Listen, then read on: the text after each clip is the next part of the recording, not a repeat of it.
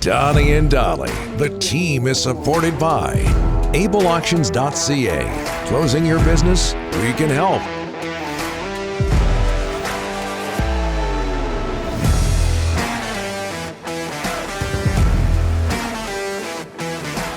As usual, my clock management is excellent, so we got to get moving here.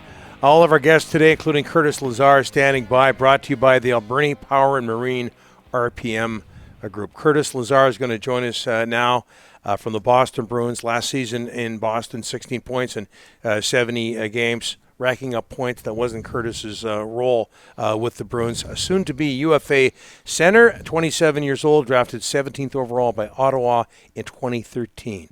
The pride of Salmon Arm, Curtis Lazar, joins us now. Curtis, thanks for doing this, sir. How are you? Doing pretty good. How are you guys doing? Good. Very well. Are you able to watch the Stanley Cup final?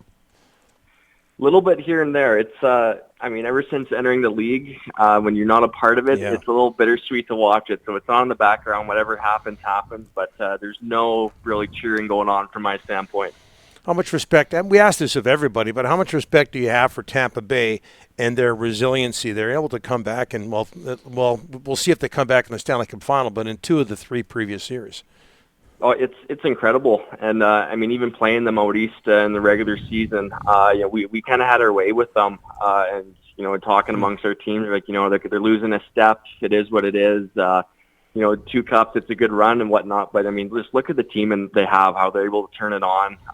It's impressive. So, we'll see what happens here. Again, I do more so scoreboard watching at this point and enjoy being a dad right now and kind of tuning out the game, I guess you could say. Have you got a newborn, Curtis?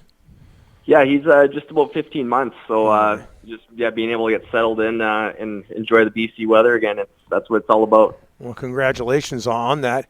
Hey, a year and a bit in Boston. How would you describe your time with the Bruins? Oh, it was awesome. That trade completely caught me off guard. But having the chance to go to a team that's contending, the original 6 pedigree, and even just the role that I was put in, I loved it. That dressing room was pretty incredible too. The leadership, something that allowed me to, grow my game and watch those guys, the Bergerons, the Marchands, what they do each and every day. You could put Tuukka Rask in that category too, just, how to be pros. And I thought I fared well too. I thought my game's definitely continuing to grow. And this past season too, I was very happy with the way I played, and being a Boston Bruins special, it's a great city to live in, and I'm very happy to have that, my pedigree. Yeah, you're involved in the Taylor Hall deal that sent Taylor from Buffalo to Boston. You mentioned the dressing room and Brad Marchand. And as you know, Curtis, Brad Marchand is one of the most popular players in Vancouver. What's he like as a teammate? Well, that's the thing. With Brad, everybody hates him just because, the way that he stirs the pot, and he's known as being that rat, right? And even playing against him, I hated it because some of the things that he'd say, obviously you can't say them on here, but it just, you kind of look at him and you're like, why? And even for myself, more of a depth guy, I'm like, why is he coming at me?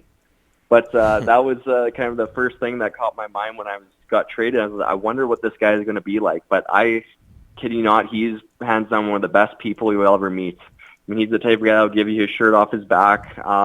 And he just does anything for the team. Obviously, sometimes the wires cross, but he's the first one to always own it. And he really is, the heart and soul of our team there in Boston. So from the outside looking in, you can kind of hate him, but I think he thrives off that too. He kind of invites it. But knowing him personally, he's an outstanding person. Curtis, a couple of weeks, I think 2-3 weeks away from free agency. You are a UFA. Where do you sit right now with yourself and the Bruins, Curtis? Again, I'm hoping that we get some dialogue going here.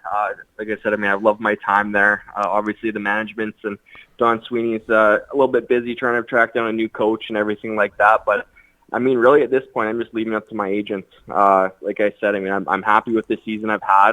I think I've put myself in a position of strength heading into this offseason, if it's with the Bruins or elsewhere. And just kind of let the chips fall where they may. I'm completely open to going back, and I'm completely open to going somewhere else too. It's just kind of a matter of how this business works. And I totally understand that.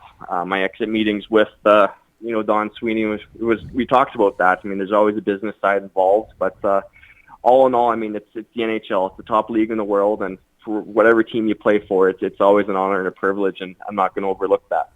Curtis, if you do become a UFA, how high would playing for the Vancouver Canucks be on your list? Oh, I mean, that'd be pretty cool. As you guys know, I mean, BC boy. I was that kid that grew up with the Canuck colors painted in my room, watching that team through all the ups and downs and all the numerous players I've walked in through those doors. I mean, I'd still, to this day, I mean, I keep close tabs on the Canucks just because that's the way I was raised. But again, like I said, I mean, there's no real favoritism in it. I think the dynamic and possibility of playing close to home is pretty cool, having family and friends nearby. But I'm not looking too far ahead. Like I said, I mean, hanging my hat on the season that I had, take a step back, let my agents control all the logistics, and once there's offers on the table from wherever they may be, then I'll field them and kind of make my choice in that way. But being a Vancouver Canuck would be pretty special for sure. So growing up in BC and being a Canuck fan, who were your guys? West Coast Express era, Bertuzzi, Naslund? Absolutely. I mean, you look at what Todd Bertuzzi was, kind of that power forward type, and I think that's kind of growing up. I'm like, yeah, I want to kind of be like him, and I became pretty dynamic of driving that net on the backhand. And the thing with Vancouver is the sentimental part is, I mean, those were the games that I'd go to. Is my dad and I, we'd kind of go once a year down and watch the Canucks, and there's always a special bonding moment for us. So anytime you're back in your home province playing against the team that you grew up rooting for, it's special. And again, like I said, I'm not looking for or too far ahead.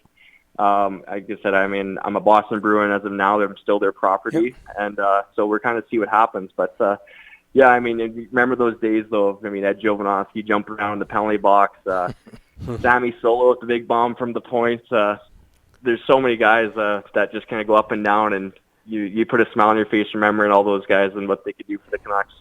Hey, Curtis, one more from me. I often ask this of players like yourself. I'm looking at your numbers in junior. They're outstanding in terms of points, obviously. And I can only imagine what happened in minor hockey. Then you go to the National Hockey League, and the numbers aren't there like they were in junior or in minor hockey. So you had to adjust and become somebody that takes on more of a checking role, more of a defensive role. Not everybody's willing to do that. What was that adjustment like for you? Yeah, I mean, if we could really dive into it, it depends how much time you guys have. But go for it. Honestly, it was a little difficult to start just because of the sense, as a first round pick to Ottawa, you're kind of expected in that spot, be a top six guy, be producing right from the get go. And that just didn't really happen for myself. I remember getting called into Brian Murray's office when I was 19, and he asked if I wanted to be in the NHL. I mean, there's no teenager in the world that's going to say no to the NHL. And I welcomed that opportunity. I embraced this. It happened to be playing on a fourth line role. Then all of a sudden your opportunity gets limited a little bit here and there. You just kind of forget about your confidence, your puck skills, and whatnot. And you just kind of go out there and play your game. But for myself, it was a matter of getting that fresh start in Calgary. Things didn't go too well, and what really kind of helped me was a full year in the American League.